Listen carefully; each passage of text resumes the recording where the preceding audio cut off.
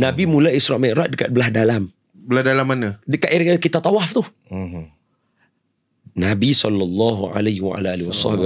nanti buatlah podcast masa Isra Mi'raj. Saya cerita daripada awal. Boleh Ustaz. Tapi saya cerita sikit. Nabi berada di dalam dalam Hijr Ismail.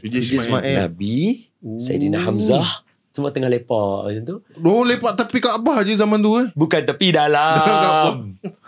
Pak, tengok langit dalam Hijr. So Sayyidina Hamzah, ada seorang lagi sahabat Nabi, saya tak ingat nama apa. Lena, daripada duduk lena. Nabi pun lena. Jibril mai, kejut. Bangun. Bawa pergi ke tepi tu Zam-Zam.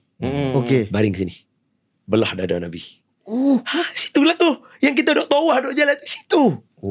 Belah dada Nabi, buka, cuci.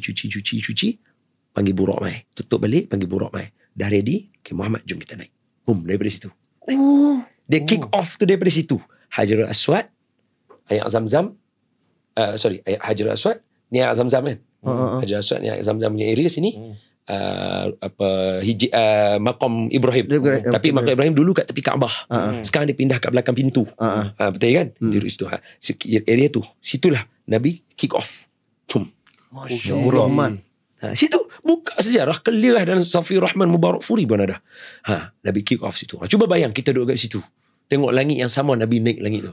Ya Allah, ya Tuhan. Patut langit dekat Kaabah lain macam lain. kan. Burung tak berani kan. Pasal nak lepas subuh kalau tengok langit hanya dekat Mekah aja langit color purple. Betul cuba tengok lah. balik Yom punya gambar. Kalau tangkap gambar lepas subuh kan matahari naik kan, langit color purple.